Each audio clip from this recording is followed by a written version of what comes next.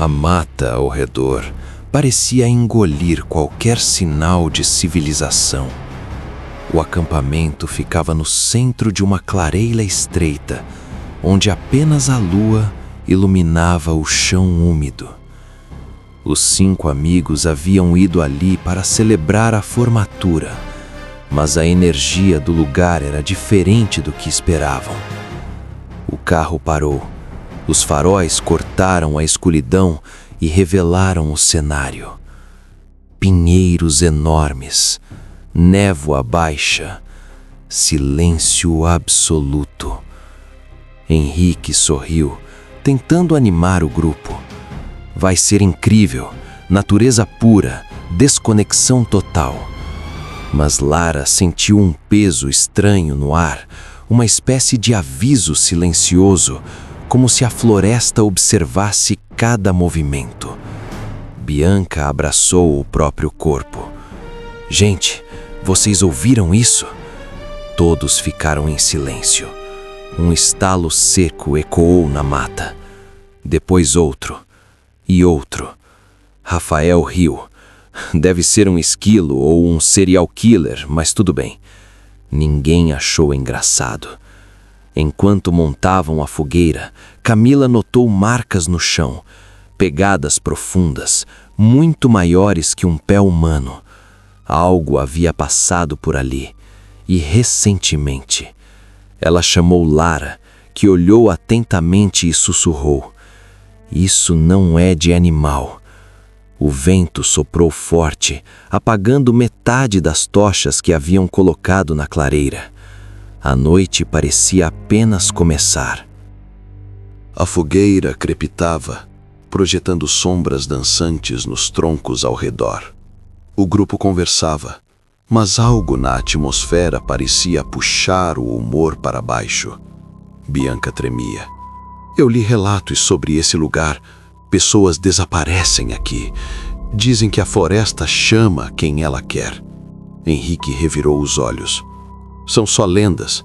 Aqui não tem nada além de árvores." Mas Lara percebia algo diferente. As sombras projetadas pela fogueira não pareciam seguir o ritmo natural. Era como se movessem com atraso, como se algo estivesse imitando os movimentos do grupo. A cada minuto, a floresta parecia mais próxima, mais apertada. Rafael, distraído, apontou para a mata. "Ué, aquela árvore não estava ali antes, estava?" Bianca se afastou um pouco. O vento parou totalmente. E então, dos arbustos próximos, surgiu um cheiro forte de terra molhada e sangue. Camila pegou a lanterna e mirou na escuridão. 2 pontos brilhantes refletiram a luz, altos demais para serem olhos de um animal comum. Tudo ficou gelado. "O que é isso?" Bianca sussurrou. Ninguém respondeu. Os pontos desapareceram e um novo estalo ecoou entre as árvores. Mais perto. Muito mais perto. Mais tarde, enquanto o grupo se preparava para dormir, Lara ouviu algo vindo da mata. Sussurros. Baixos. Arrastados. Quase inaudíveis. Ela acordou Henrique às pressas. "Tem alguém ali fora?" Henrique saiu da barraca, lanternas na mão. Camila e Rafael seguiram. Bianca ficou tremendo perto da fogueira apagada. "Olha!" Camila disse, apontando para as árvores. Entre os troncos, sombras se moviam, lentamente, como se estivessem se aproximando em círculos, cercando o acampamento. "Tem alguém nos observando", Lara afirmou. Henrique tentou manter a calma. "Pode ser gente da região, caçadores talvez." Mas os sussurros aumentaram. Não eram vozes normais. Eram múltiplas, sobrepostas, como se a floresta inteira murmurasse ao mesmo tempo. Camila gravou com o celular. Isso não é humano. Um vulto passou entre as árvores. Rápido. Alto. Eram braços longos demais, pernas dobradas como as de um animal, mas com postura de gente. Bianca gritou, mas o som foi engolido pela mata, como se nada tivesse sido emitido. Os sussurros pararam. Tudo ficou quieto novamente. Quieto demais.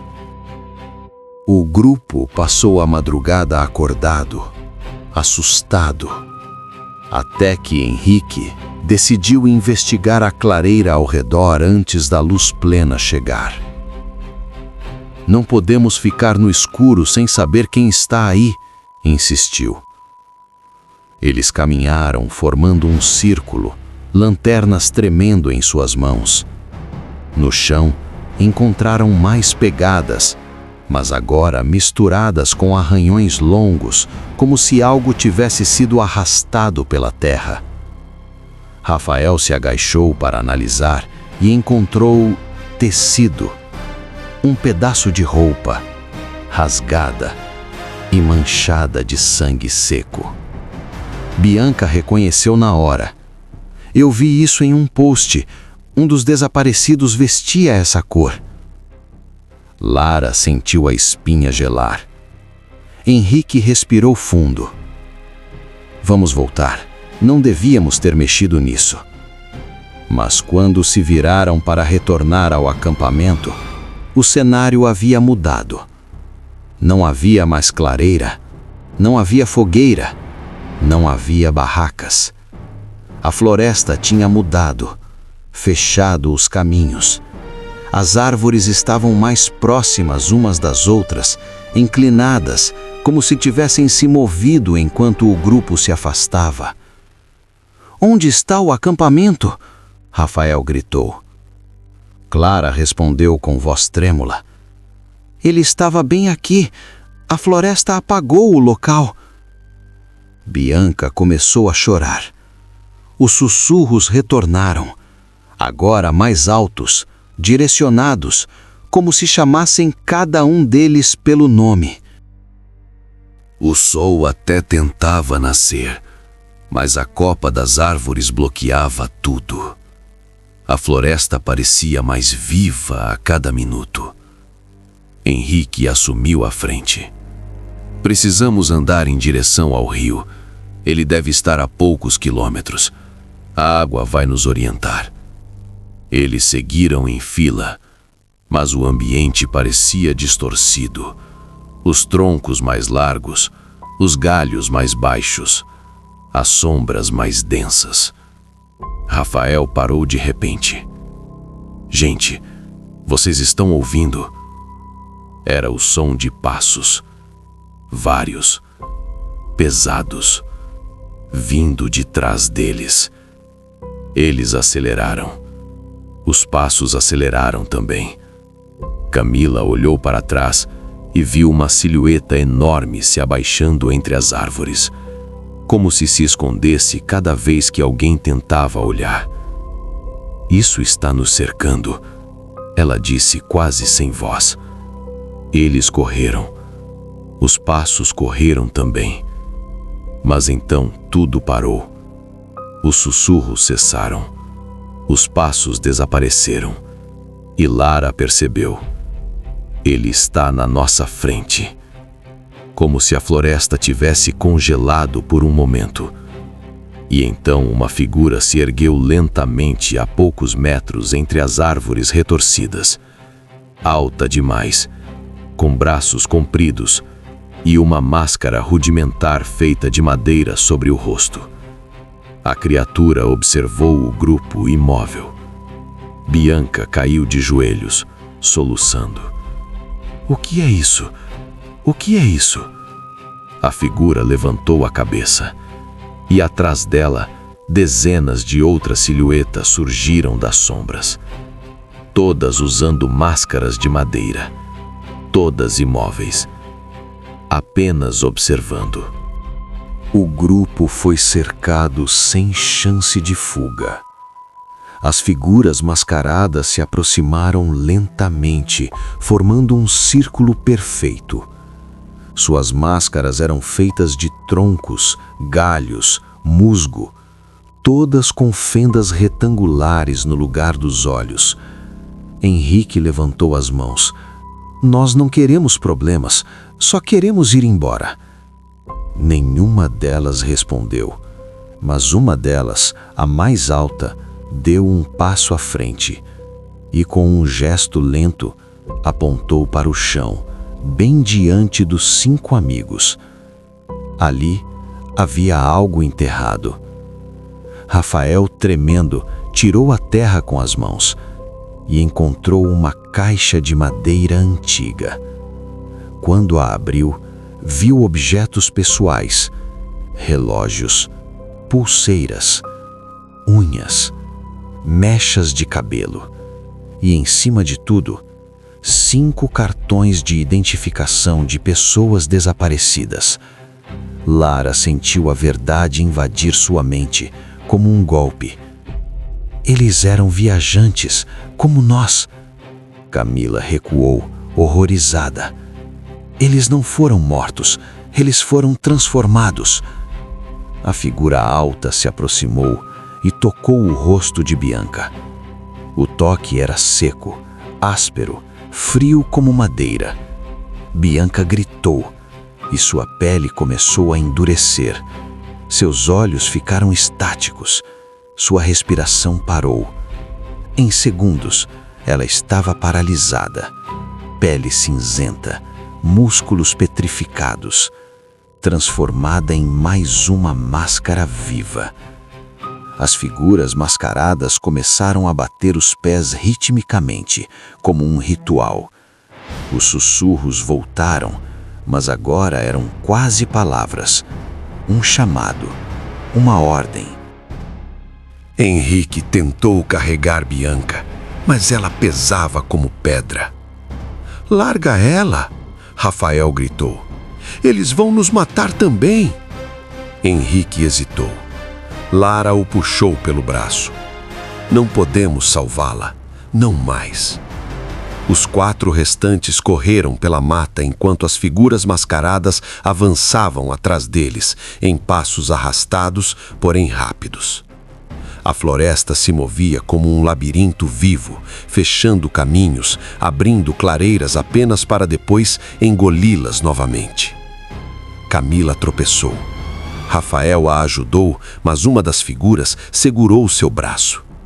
Ele gritou. Sua pele começou a se enrijecer, subindo do braço para o peito, para o pescoço. "Vai!" ele gritou, empurrando Camila.